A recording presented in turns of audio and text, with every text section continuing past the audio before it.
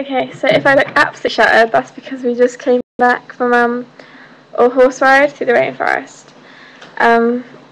We got driven there, and it was like on some farm in the middle of nowhere, between like all the mountains. We were introduced to our horses and mounted up. And we got 2 trips into the rainforest, and our first one, we just sort of like rode around the actual rainforest and just took in the sights a bit, and my horse decided it's going to walk into a lot of trees, and we got snagged on barbed wire a few times, so I was pretty glad I was wearing jeans. And then we came back and kept waiting for Josie because the horse was really lazy.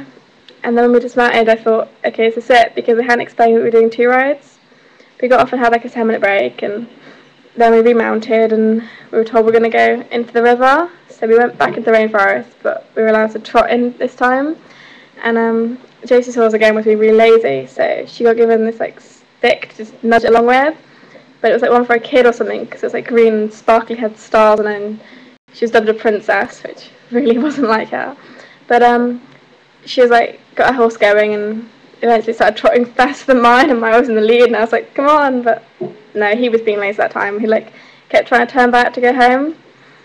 But we eventually got into the river, and then we started wading in, and I could see like the leader ahead was getting like deeper and deeper and deeper, and it just kind of like hit you the moment that like your legs just like went into the water. It just started flooding into your shoes.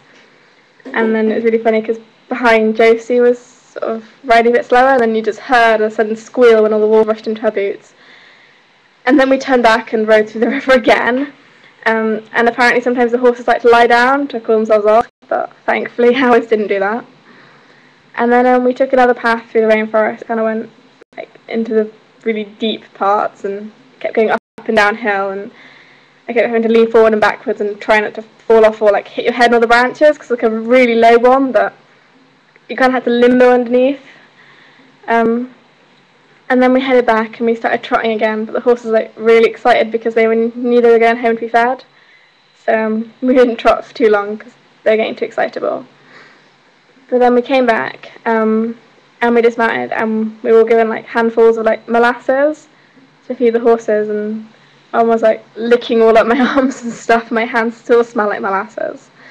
But it was really good, and they gave you like loads of riding time, and then afterwards they gave you like, this platter of like fruit and cakes and biscuits and stuff, and they were like constantly giving like drinks and juice. So I thought it wasn't going to be like good after the first ride. I thought it was like, oh, this is it, but it was really worth it. Yeah, the rainforest was like amazing and so creepy with all the noises, but it was really good. So if you're ever in Cairns, do the Mountain View horse ride through the rainforest, because you'll love it.